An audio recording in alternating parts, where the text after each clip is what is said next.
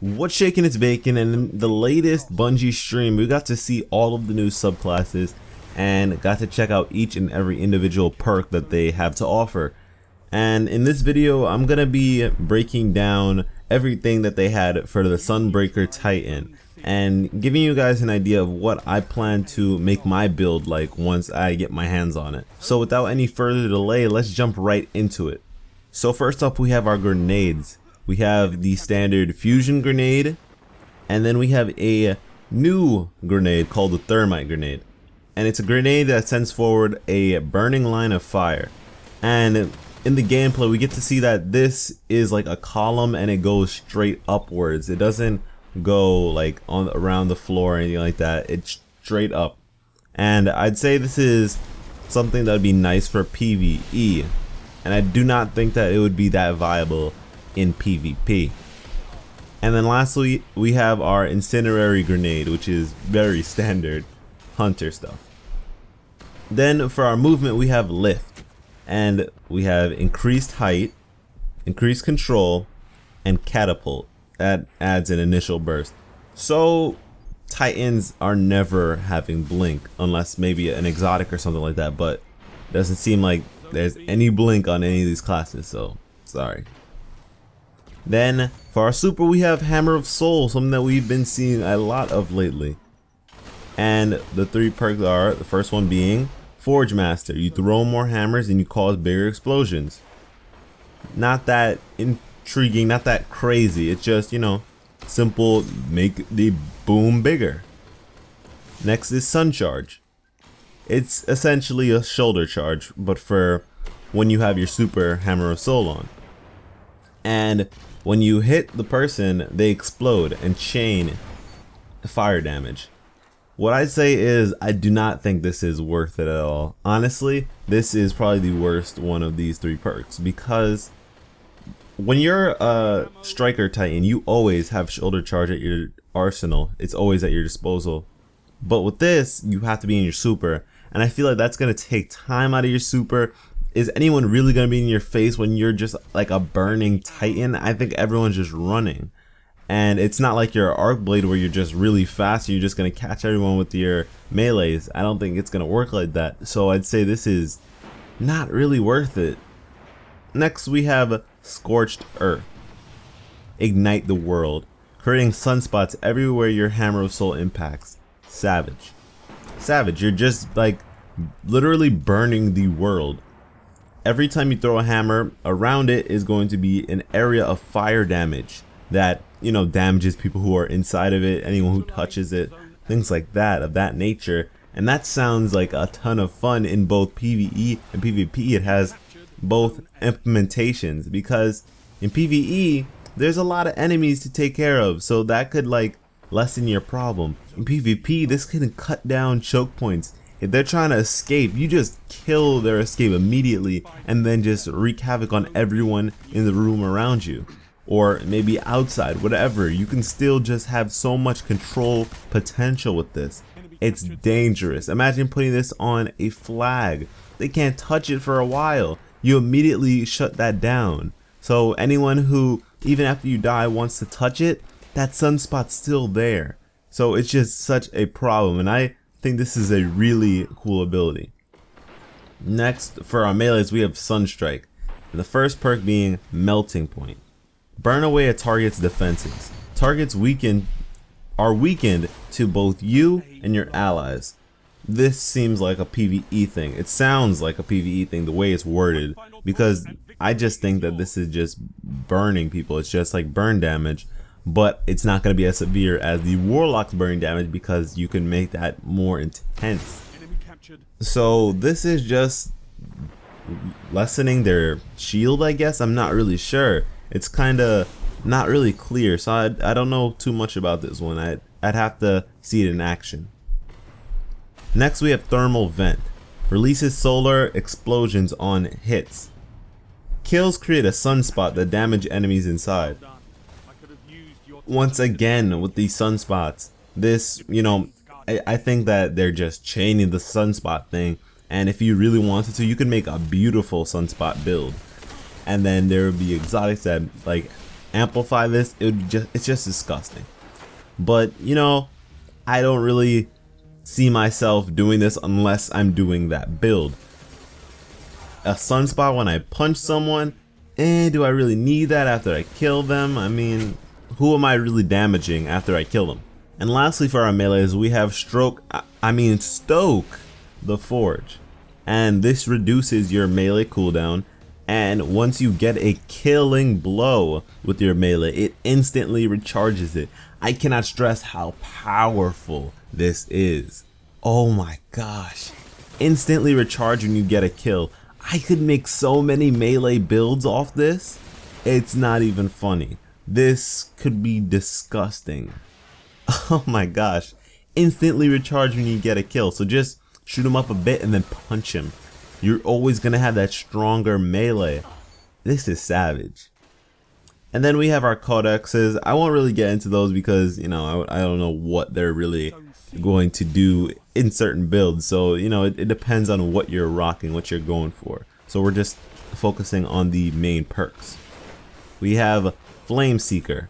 Your hammers with your Hammer of Soul track targets. They aggressively seek targets. So they'll change your trajectory just to hit a target. It's savage.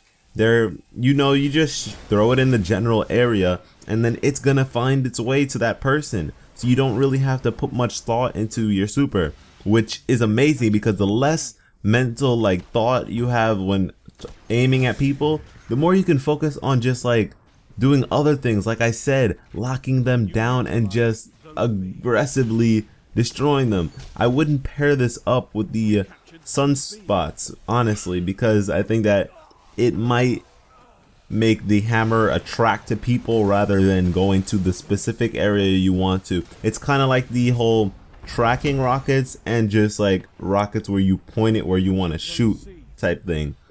So you kind of have to find your own balance, what you want to do. Next is Explosive Pyre.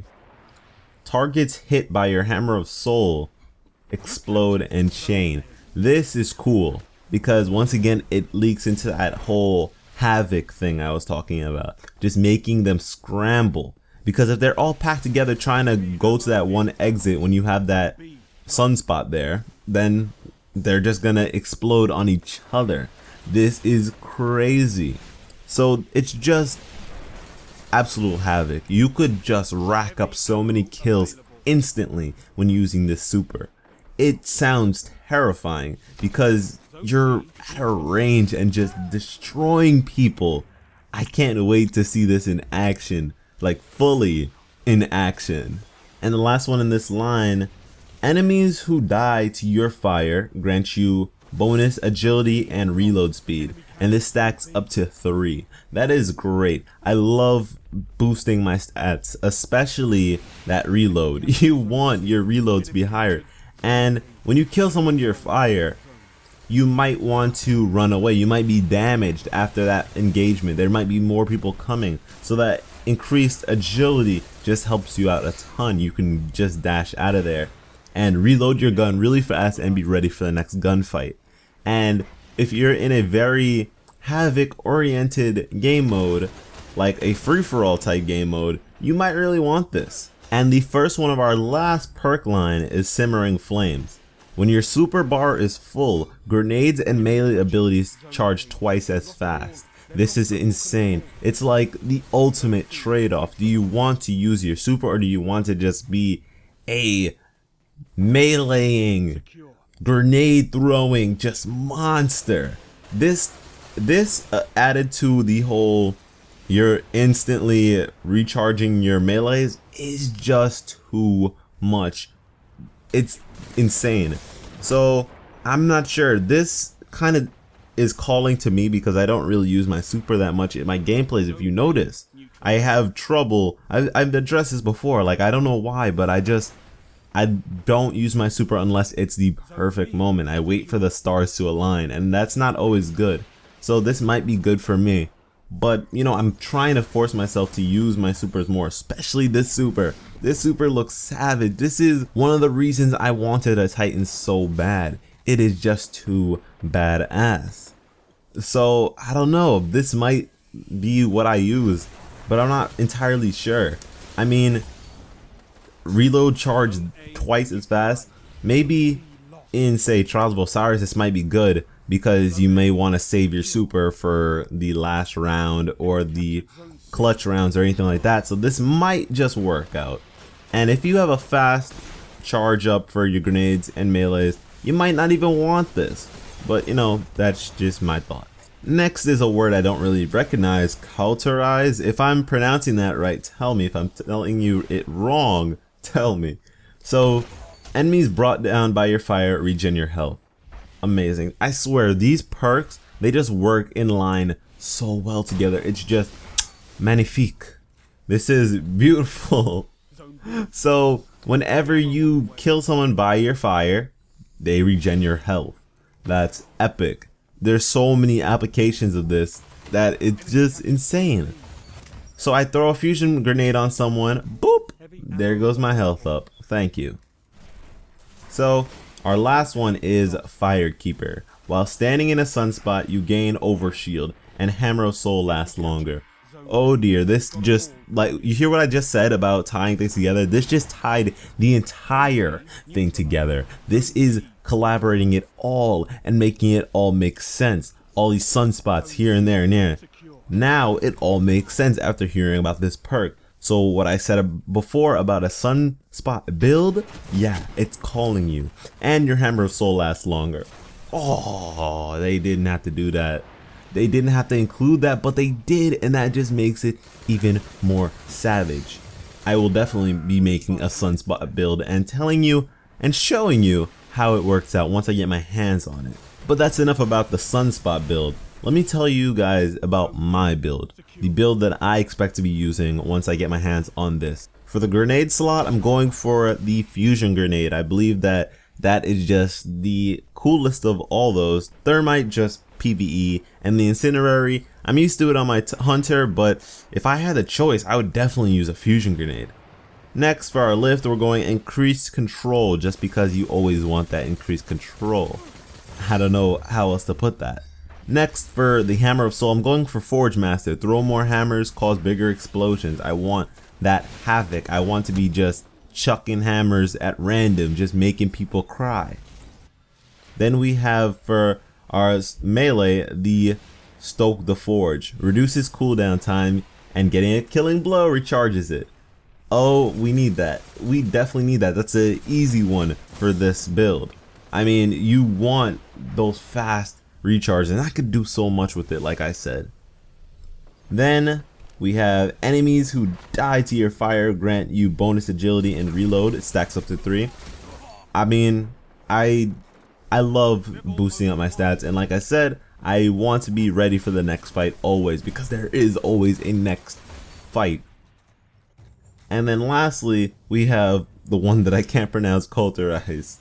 Enemies brought down by your fire regen health. So this is just 2 perks that are saying, hey, when you kill someone by fire, you are just gonna become a Superman. I mean, if my health's going up and I just threw a grenade on one guy and I'm focusing on the next, you can't hold me back. I mean, this is just too much power. No one Titan should have all this power, and I expect to just abuse it. So tell me what you guys think about the Sunbreaker Titan in its perk entirety, and tell me what you plan to do with yours and what you think about my build personally. So thanks for watching. I hope you like, subscribe, all that jazz, and I will catch you in the next one.